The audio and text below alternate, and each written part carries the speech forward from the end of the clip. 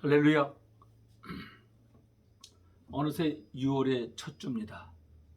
오늘도 주시는 말씀 속에서 우리가 새로운 하나님의 말씀으로 도전받는 귀한 예배가 될 수 있기를 간절히 소원합니다.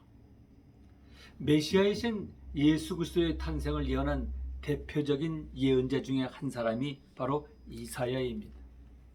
이사야가 누구인가? 이사야 6장을 보면 오시아 임금이 죽던 해에 그는 성전에서 기도하고 있었습니다. 우시아 왕은 분단된 이스라엘의 남왕국 유다 10대 왕입니다. 52년 동안 나라를 아주 잘 다스린 왕입니다. 그해 젊은 이사야는 왕의 임종 소식을 듣고 성전에서 기도드리다 하나님의 부름을 받았습니다. 내가 누구를 보내며 누가 우리를 위하여 갈꼬라는 주의 질문 앞에 내가 여기 있나이다 라고 나를 보내소서라고 대답하였습니다. 그리고 그 대답에 순종하는 삶을 평생토록 지켜나갔습니다. 계시록 3장 20절에 보아라, 내가 문 밖에 서서 문을 두드리고 있다. 누구든지 내 음성을 듣고 문을 열면 나는 그에게 들어가서 그와 함께 먹고 그는 나와 함께 먹을 것이다 라고 했습니다. 여러분, 그렇다면 예수님은 어디 계실까요? 예수님은 내 안에 계신지 내 밖에 계신지, 사랑의 주님을 영접했다면 나도 사랑하는 것이 마땅한 것입니다. 평화의 주님을 영접했다면 나도 평화를 이루어야 함이 마땅한 것입니다. 낮아짐으로 오신 주님을 영접했다면 나도 낮아짐의 삶을 사는 것이 마땅합니다. 주님께서 아기로 오신 날, 그 주님께서 여러분 안에 살아계시는 분이시기를 축원합니다. 사람이 하늘을 우러 한 점 부끄럼 없이 산다면 세상 앞에 두려울 것 하나도 없습니다. 그러나 그렇게 사는 사람은 없다고 봐도 무방하지 않겠나 생각해 보합니다. 누구든지 저마다 부끄러운 삶의 상처를 나름대로 가슴에 안고 살기 때문입니다. 그래서 성의를 다해 살아야 합니다. 성이란 무엇인가? 내가 나를 속이지 않는 것이 곧 성의입니다. 착하고 거짓이 없음을 성이라고 총칭할 때 내가 나를 속이지 않는 것, 이는 자신에게 거짓을 범하지 말라고 하는 뜻으로 해석합니다. 내가 세상 사람들을 다 속일지라도 내가 나를 속일 수 없는 것은 누구나 다 아는 사실입니다. 거짓을 범하지 말라는 것이 곧 성입니다. 진실하라, 성실하라, 충실하라, 이 말씀들은 역시 성실을 다하라는 말입니다. 세상에서 가장 아름답고 서글픈 일은 희망을 포기하는 것이며, 세상에서 가장 나쁜 죄악을 다른 사람의 희망을 꺾는 것입니다. 희망이 없다면 삶의 의미도 없습니다. 그러나 희망을 전하는 것은 사람을 살리는 최고의 일인 것입니다. 여러분, 복된 삶이 무엇일까요? 자기의 삶의 의미를 깨닫고 보람있고 가치있게 사는 것 아니겠습니까? 그래서 세상에 억눌린 환경 속에서 신음하는 사람들에게 찾아가 진리의 따뜻한 빛을 전하는 삶, 그런 삶이 최고로 복된 삶일 것입니다.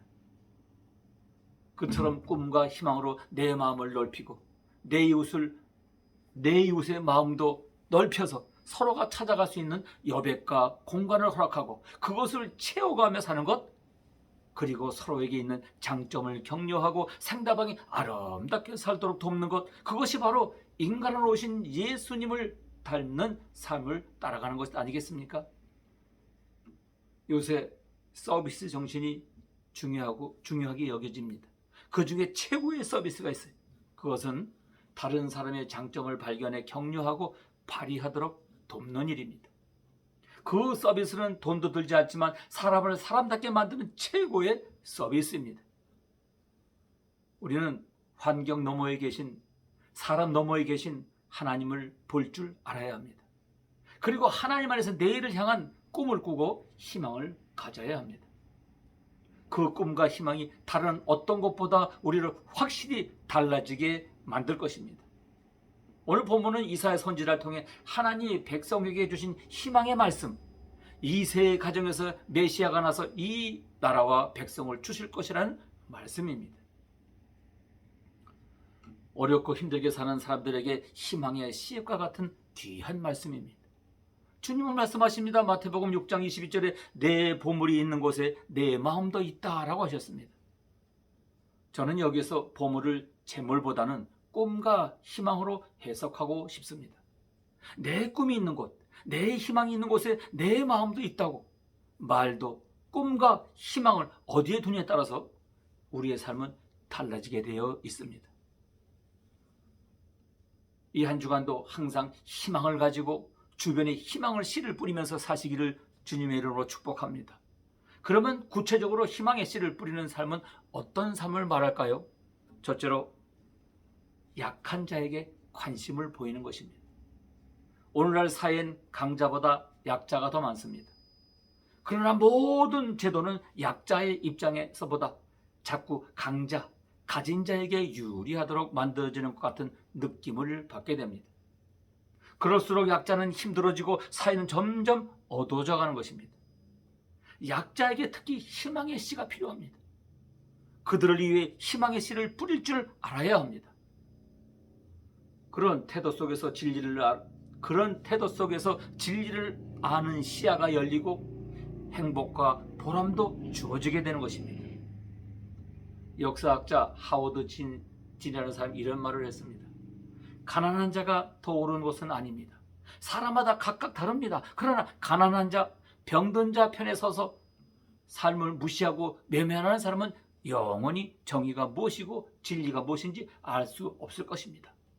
사람들은 모두 행복을 원합니다. 그러나 정작 행복의 원리를 모르거나 알면서도 실천하지 않는 경우가 많습니다. 행복의 가장 기본적인 원리가 무엇입니까? 남을 행복하게 하지 않고는 절대로 나도 행복하지 못하다는 것.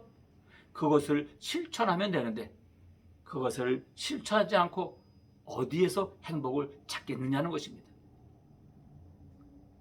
열왕기하 4장 이하의 선지생도 아내가 어려움을 호소할 때 엘리사가 관심을 보며 해결책을 제시합니다. 성경에 약한 자를 고아나 홀로 된 자, 노예, 재물이 궁핍한 자, 영적 가난한 자를 표현하고 있어요. 여러분, 우리가 힘이 있을 때, 여러분이 힘이 있을 때 어려운 사람들을 생각하고 그들에게 손을 펴서 그들에게 관심을 가지며 사는 한 주간 희망의 전도자가 되시기를 주님으로 축복합니다. 두 번째로 평화를 위해 노력하는 것입니다. 어느 집에 강도가 들었어요. 강도가 주인에게 소리를 칩니다. 손 들어! 주인이 손을 드는데 한 손만 드니까 강도가 오른손도 들라고 했습니다. 그때 주인이 말합니다. 오른손에 신경통이 있어서 들 수가 없습니다. 강도가 퉁명스럽게 말합니다. 나도 신경통이 있는데 몇 년 되었어? 예, 저는 한 10년 되었습니다. 아주 고생했겠네. 나도 10년 정도 되었는데 많이 고생했죠. 그런데 무슨 약이 잘 듣나요? 신경통에는 특효약이 없죠. 그런 식으로 이야기를 나누면서 둘은 아주 가까운 사이처럼 변했습니다.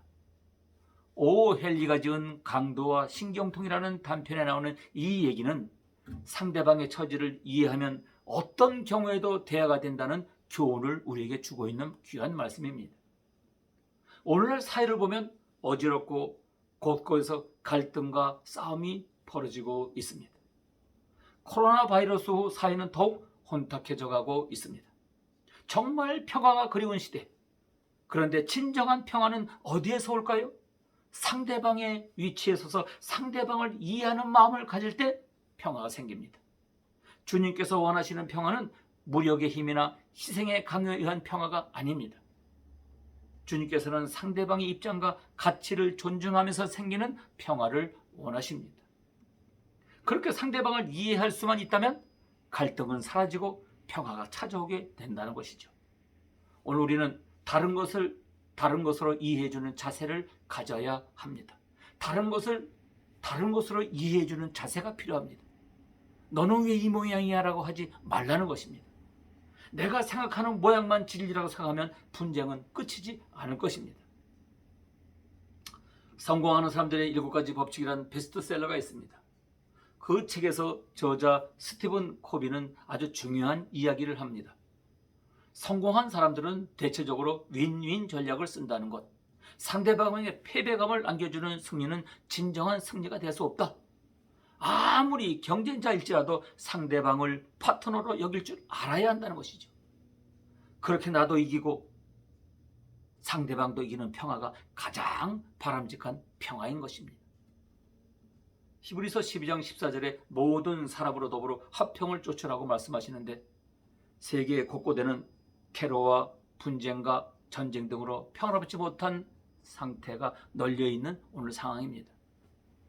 보프라는 신학자는 그에 져서 해방자 예수 그리스도에서 3400년간에 기록된 인류의 역사 중에 3166년간을 전쟁을 하였고 나머지 234년을 전쟁으로 준비하는 세월을 보냈다라고 기록하고 있습니다. 이와 같은 끝없는 테러와 분쟁과 전쟁을 일으키는 모든 이유는 무엇일까요?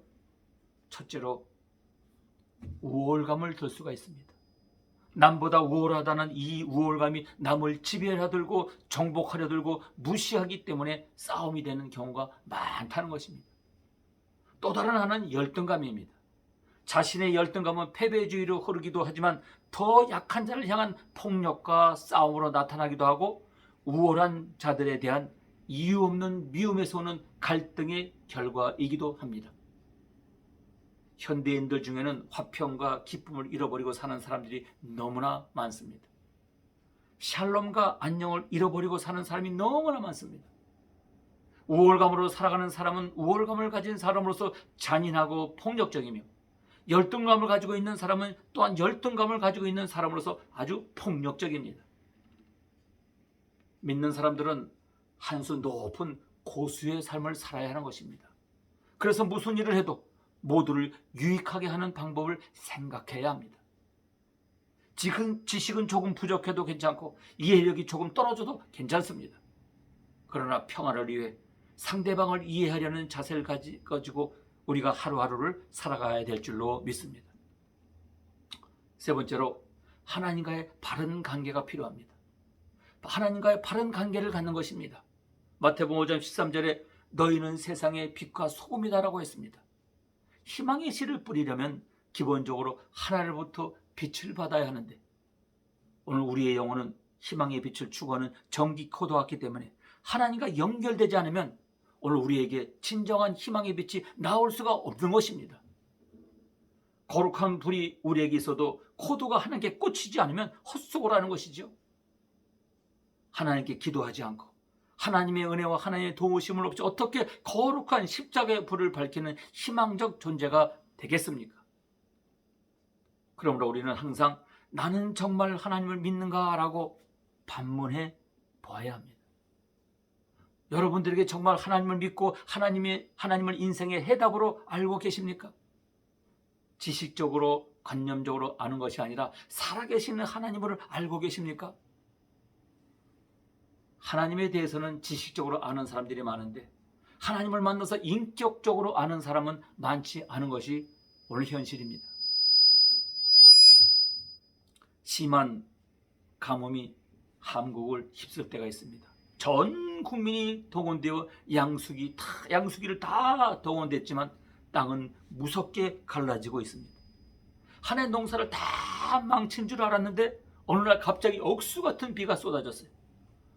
그러자 5천만이 해결하지 못한 일을 단 30분의 비가 해결해냈습니다. 그 다음날 신문은 이렇게 썼습니다. 어제 내린 비는 10조 원의 가치가 있었다. 하나님은 마음만 먹으면 순식간에 10조 원을 내리는 하나님이십니다. 여러분, 오늘 우리가 사는 캘리포니아의 가뭄이 매우 심각합니다. 오늘의 삶터, 우리가 살아가는 이 땅을 위해서 우리가 간절히 기도해야 할 것입니다. 우리의 간절한 기도가 캘리포니아에 단비를 내려주시지 않으시겠습니까? 그러므로 하나님 안에서 큰 꿈을 꾸고 그 꿈을 가지고 전진해 봅시다. 능력이 없어 보잘것없는 나의 모습이라고 꿈과 희망을 포기해서는 절대 안 되는 것입니다. 이새의 줄기에서나 한 싹인 예수님이 역사의 물줄기를 바꾸지 않았습니까? 하나님을 믿는 우리의 힘은 작은 힘처럼 보여도 결코 작은 힘이 아닙니다. 엘리자베스 노벨이라는 사람이 쓴 조금이라는 동시를 여러분 아실 겁니다. 설탕을 조금 써 음식을 맛을 낼 수 있다. 비누를 조금 써도 몸을 깨끗하게 만들 수 있다. 햇빛이 조금 비쳐도 새싹이 힘차게 자라 올라온다. 연필이 조금 남아도 몽탕 연필이라도 아름다운 글 한 편을 쓸 수 있다. 양초가 조금 남아도 주위에 환한 빛을 밝힐 수 있다는 것입니다. 우리는 이 조금이라는 단어를 가지고 있는 맛과 그 힘을 알아야 합니다. 조금도 잘 쓰여지면 얼마나 훌륭한 역할을 할 수가 있는 것입니다. 그처럼 조금의 맛을 내는 사람이 결국 행복을 소유하며 나의 조그만 것이 하나님께 연결되는 참 맛을 내는 삶을 살게 되는 것입니다. 그러므로 이 한 주간을 하나님과 바른 관계를 맺기를 힘쓰므로 빛과 소금의 역할을 잘 감당하러 다른 사람에게 희망을 심어주기를 주님으로 축복합니다. 1984년 4월 미국의 한 병원에서 신체 장애 아이가 태어났습니다. 몸은 하나인데 머리가 둘인 기형아였습니다. 37세의 현재 고사인 산모 마드린 캐디의 충격이 얼마나 컸을까 짐작하고도 남음이 갑니다. 공포와 저주의 날을 보내며 머리를 분리하는 수술도 시도해보고 빨리 죽기를 염원하기도 했습니다. 그러나 무슨 일이든 뜻과 같이 되지 않았습니다. 시리와 좌절의 날들을 보내던 어느 날 어린아기의 옷을 갈아입히던 캐디는 이 세상 수많은 사람들 가운데 하필이면 이런 아이를 나에게 주신 하나님의 뜻이 무엇일까에 대한 의문을 품고 하나님께 기도했습니다. 그러다가 얻은 결론은 그렇다. 내가 할 일은 이 아이를 사랑하는 것이다. 그 사랑을 통해 하나님의 뜻을 발견하게 되리라는 확신을 얻게 되었습니다. 그날부터 아이를 유모차에 태워 동네 출입을 하기 시작했습니다. 머리가 둘이어서 한편 아이는 먹고 싶고 보채고 다른 한편 아이는 잠들고 싶어서 보채니 키우기가 결코 쉽지가 않았습니다. 그런데 여러분, 놀라운 것은 서로 다른 요구만을 일삼던 두 머리는 몸이 자람과 함께 각기 다른 머리의 요구를 도와가며 양보해가는 것이었습니다. 할렐루야. 양보와 협조의 지혜와 능력으로 자신의 생존을 유지해 가는 것이었습니다. 사람은 하나님의 피조물입니다. 그런데 이상하게도 어떤 사람은 부자로 살고 어떤 사람은 가난하게 삽니다. 어떤 사람은 힘이 세고 어떤 사람은 아주 연약해요. 어떤 사람은 총명해 보이고 어떤 사람은 어수룩해 보입니다. 따라서 사람들은 제각기 요구가 다르고 그러나 사람들은 살아남는 길은 자기 욕구를 충족시키기 위해 서로의 요구를 양보해가며 서로의 욕구를 충족시킬 수 있도록 도와가는 데서 생존의 혜택을 누릴 수가 있습니다. 폭풍이 몰아치면 닭은 닭장의 소개로 숨습니다. 저희 집에 조그만 강아지가 하나 있습니다. 밖에서 쿵 소리만 나면 2층 제 옷장에 와서 숨습니다. 어떻게 숨는 걸 알았는지 옷장 밑에 깊이 숨습니다. 여러분, 독수리는요 커다란 두 날개를 활짝 펴고 폭풍을 타고 날아올라 안전지대로 날아갑니다. 서양 속담에 북풍이 바이킹을 만들었다는 말이 있습니다. 사나운 북풍 때문에 조선술과 향해술이 발전했다는 것입니다. 나무는 비바람을 겪으면서 뿌리가 깊이 내려갑니다. 하나님이 이스라엘을 가나안 땅에서 나라를 세우게 해주시려고 애굽에서 해방시켜 출애굽하게 하셨어요. 그러나 하나님은 지름길로 인도하지 않으셨어요. 광야로 인도하셨어요. 이스라엘은 무려 40년이나 광야 생활을 해야 했습니다. 광야는 고통스러운 것입니다. 낮에는 체온 온도가 50도, 밤에는 0도 가까이 내려가 매우 춥습니다. 나무 한 그루, 풀 한 폭이 보이지 않는 땅, 먹을 것도 마실 것도 없는 소망이 없는 곳, 뱀과 점갈이 우글거리는 아주 매우 위험한 장소입니다. 하루하루가 걱정과 불안으로 가득 찬 장소입니다. 외롭고 고독하고 지루하고 사방이 막힌 곳이기도 합니다. 흔히 신앙생활을 광야 생활에 비교들 합니다. 누구에게나 인생의 광야 시기가 있습니다. 하나님께서 귀하게 쓰이는 사람일수록 더 큰 광야가 기다리고 있습니다. 아브라함은 100세까지 자녀가 없는 광야 시절을 보내야 했습니다. 그 광야를 통과한 후에야 믿음의 조상이 될 수가 있었습니다. 광야는 하나님을 만나는 곳입니다. 하나님의 말씀을 듣는 장소입니다. 광야는 기도하는 곳이어야 합니다. 광야는 겸손하게 하나님을 의지하는 곳이어야 합니다. 하나님의 얼굴을 구하는 곳이어야 합니다. 하나님을 간절히 찾는 곳이어야 합니다. 그러면 마침내 주시는 축복을 보게 되는 것입니다. 그래서 광야는 희망을 캐는 금강과도 같은 것입니다. 여러분, 희망의 꽃을 뿌리십시오. 반드시 꽃이 핍니다. 희망을 전하고 희망을 심고 희망을 뿌리는 사람들이 되어야 합니다. 어떤 분은 이렇게 말합니다. 전도는 희망을 전염시키는 것이다.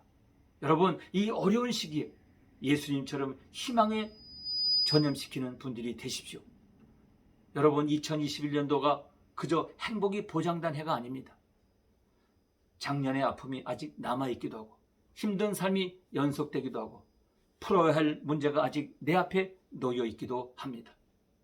세상이 어둡다고 생각하십니까? 경제가 어렵다고 느끼십니까? 오늘 이럴수록 희망의 씨를 뿌리는 사람들이 필요합니다. 우리 모두가 한 주간을 불행의 씨나 절망의 씨를 뿌리지 말고 기쁨과 새 희망을 주는 희망의 씨를 뿌리려고 힘쓰는 저와 여러분이 되기를 간절히 소원합니다. 사무엘상 22장 이하에 보면 아둘람굴에 환난당한 자, 빚진 자, 마음이 원통한 자, 연약한 자다 400이 모였어요. 이 연약한 환난당한 자들이 다윗의 왕궁을 세웠듯이 오늘 우리가 아둘람의 희망이 되어서 이 시대와 역사의 새벽을 여는 축복의 장이 될 수 있기를 간절히 소원합니다. 비전은 미래에 시선을 두는 것입니다. 얼마나 많은 사람들이 현실에 너무 집착하고 목적 없는 인생을 살다가 절망하는지 모릅니다. 평화의 왕으로 오신 예수 그리스도로 말미암아 이 온 세상에 주님의 평화가 있기를 간절히 축복합니다. 평화의 왕으로 오신 예수 그리스도로 말미암아 우리 모두의 삶에 주님의 평화가 있기를 간절히 축복합니다. 아멘. 할렐루야. 감사합니다.